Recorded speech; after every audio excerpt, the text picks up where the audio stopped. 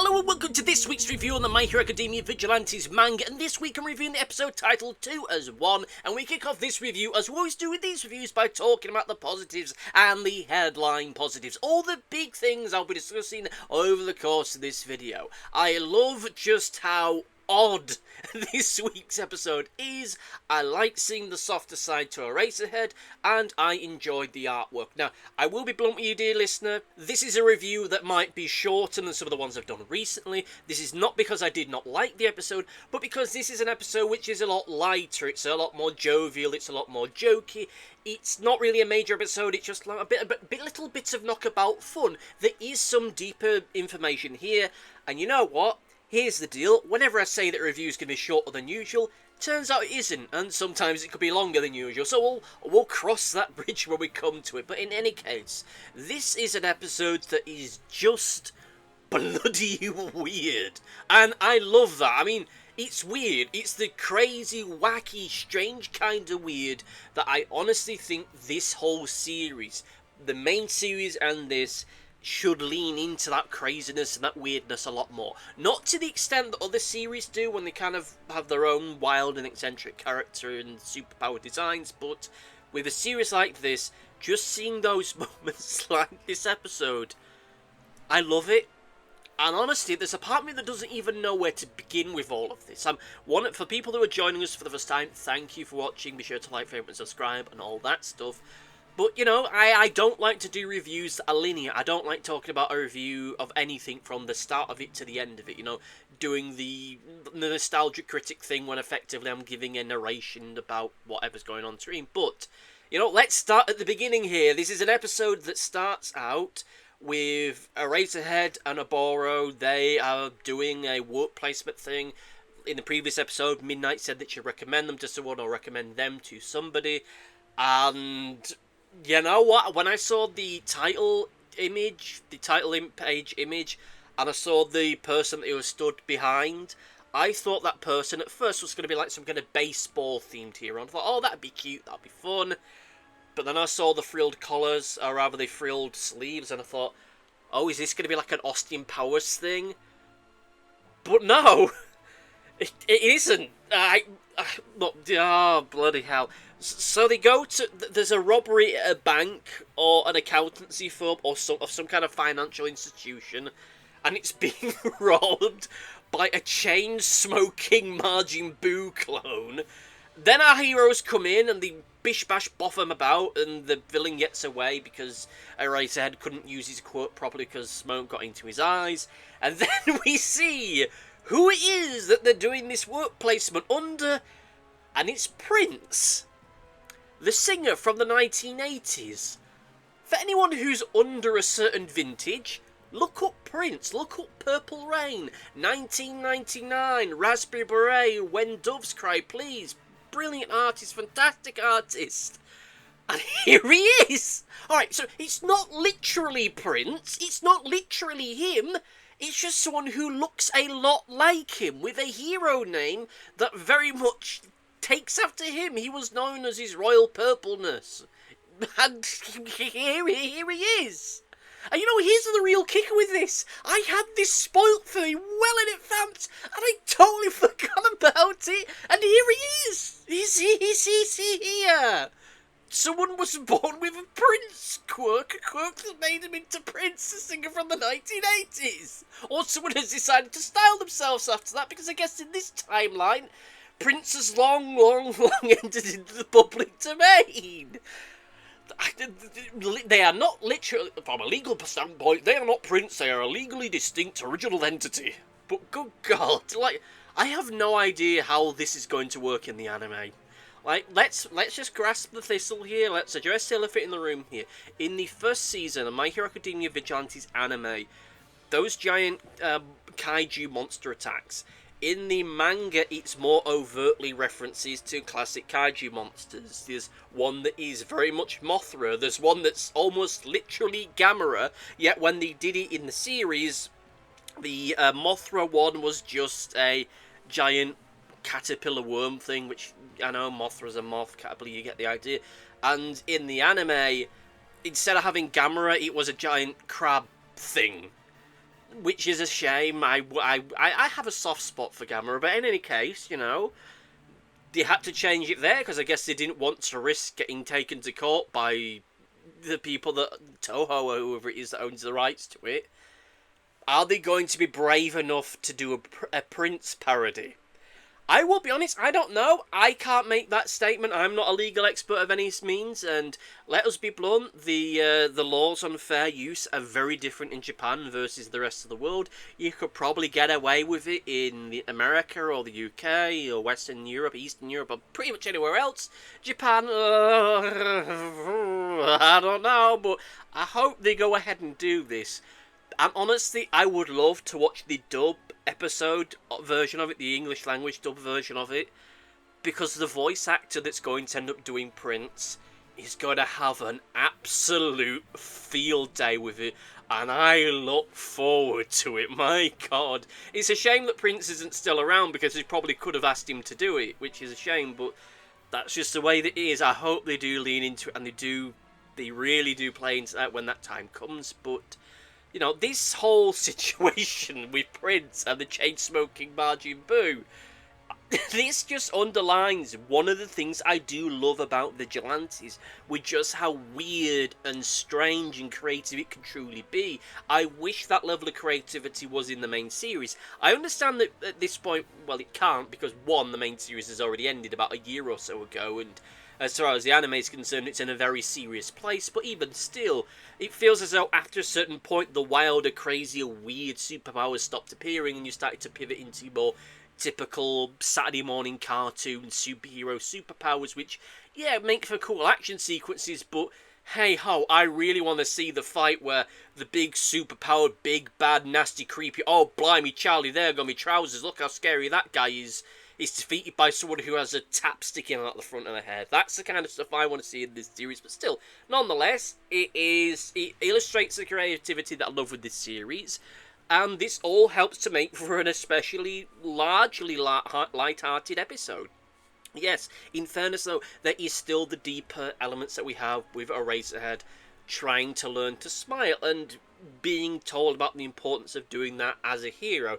This is something that we see early on in the main series, and about the importance of having a confident persona, making people feel at ease and feel like the day has truly been saved, and making this into more of a performance and making people feel reassured by your presence. And Eraserhead tries his best, but he's not really a smiley person. I can understand that, honestly. There's a reason why I was known as Smiling Chris Hall in my previous job, but hey-ho, I mean, you tried to in 12 hours a day at a holiday resort where people don't like you and just want you to serve them ice creams ad nauseum, and you're having to do the job of 3 people because the other 2 people left.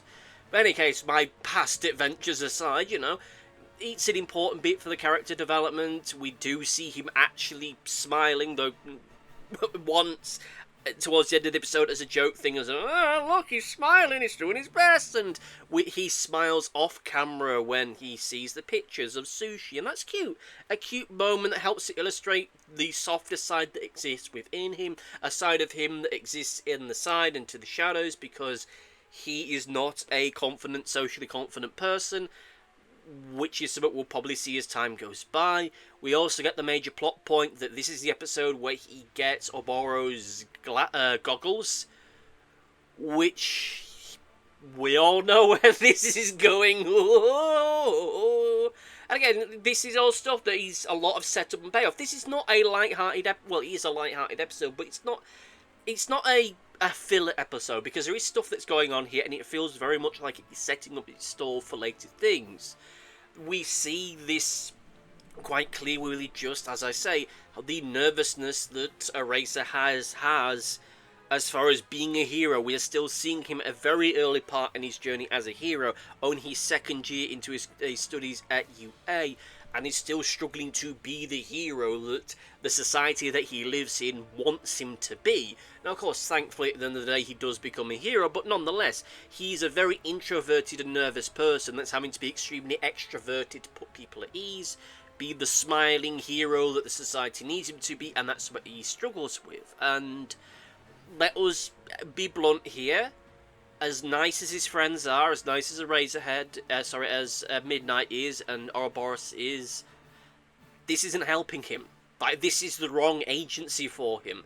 Some people might disagree, but I'm not a fan of the whole throwing people in the deep end and seeing how they survive. Using that as a teaching exercise. I don't like it. I don't think it's anywhere near as effective as a lot of people think that it is. And for someone like Eraserhead, who is suffering from serious social anxieties, throwing him into dangerous situations like this is just asking for trouble. And when you put people in these situations, these trial by fires, these baptisms by fires, throwing in the deep end kind of things, you're putting a lot of pressure on the student in that situation, and if it bollockses up, if there is failure there, the failure never reflects on the teacher or the person that's running this activity. It always falls on the student, and then from that point on, God only knows where we go from there. It really is a absolute nightmarish thing that people do, but hey, does it look, it always works. It always works in the stories, it always works in the TV shows, and the cartoons, and the mangas, and the animes. Okay, it doesn't really work here either, because at the end of the day, he's able to save the day due to a thing that someone else gave him, and at the end of the thing, he doesn't really grow or change as a character, so at the end of the day, we have an episode of this manga that is functionally identical to most Harry Potter stories. He gets ahead in life not because he's especially good at anything, but because people give him stuff for free, and everyone just pats him on the head and tells him how great he is. Rants on a whole of a series to one side, but still, as I said previously, this is all about setting up the stall for things that will be coming through in future episodes. These are things that will be discussed later on in future episodes as we build up to that moment where he can smile as a hero and to be a hero. But hey, at the end of the day, he still stopped the bad guy, so it's still a win of sorts. This isn't an episode about heroism. This isn't an episode about saving the day, or yes, the action sequences are good, yes, the artwork is good, yes, the visual gags are good. Great, fantastic, good, thumbs up. This is an episode that is meant to establish things for later on. Establishing just how much of a bloody good bloke Ouroboros is, so that when things go the way they do, we have an emotional investment in all of that, which, to be honest, let's face it, I suppose we already do, but I guess we need it underlined to us, because just what a bloody nice bloke he is. And it's going to establish the social anxieties we're raising. All makes sense, is all fine, but, you know, there is a part of me that can't help but feel that Ouroboros giving Eraserhead the goggles is going to be the reason why bad things happen to him later on, and this will lead to a great feeling of guilt within Eraserhead, and he will just see himself as a worthless stray. There'll be the thing of him wanting to give up being a hero, and the whole drama surrounding that, which no doubt will be done very well, very good, claps, thumbs up all the way. But we'll see. Like, I don't like predicting stuff for this series because I'm always wrong. I'm very rarely right about these kinds of things, but I'm almost always wrong. And honestly, I've been wrong so many times I might as well do a video of all the places I've been wrong. Like All Might being a vampire, but that's a whole other discussion. But I suppose in certain regards, my predictions are less, oh, this is going to happen, more of a, this is how we would do it kind of a deal. But still, nonetheless, great episode, great artwork as usual, still with character, still with energy to it, especially with the design work with Prince, which, my god, I hope that they do this in the anime. I really hope they do this in the anime when they get there, if they get there, goodness only knows. But still, with all that said, look, let's get into the negatives. And look, as I mentioned previously, this is an episode which is about setting stuff up for the future. This is something that's just typical and fine and good when you're doing a series, but whenever we have stuff like this, there's always a part of me that can't help but feel, could you have not had an arc of some kind in this episode? The arc in this episode, on paper, is Eraserhead learning to smile, or getting a little bit closer to smiling. And whilst he does technically do that, he doesn't really do that in the way that you'd expect it to, because this is set up for later on. That's fine in the grander scheme of a story, but I wish there was just more of an arc to this episode itself. Yes, there is one with them stopping the villain, but the villain itself is a gag that's only really meant to be there because when they were illustrating this or writing it, they thought, oh hey, wouldn't it be funny if it was like a Margin Boo smoking? That's long and short of it, there's nothing else here. Like, had this been more of a 2-episode thing, and be more of an arc to all of this, and fine, I'd accept beating up fake Boo as being the arc to the episode. but it isn't.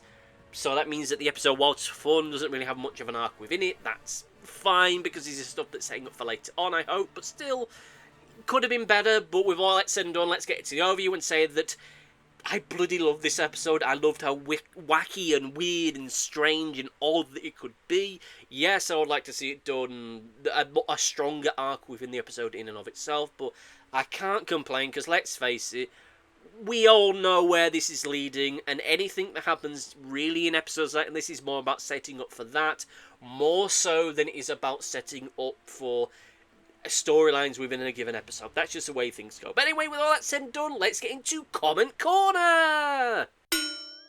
It's time for Comment Corner, reading comments from the previous video. We've got a double bill. Kicking off with Big X1, who said, "If I had lunch on our high school roof back in the day, we'd freeze to death, that is for sure. Thanks for your comment." And, well, I don't think there was actually any real access points to the roofs in our high school.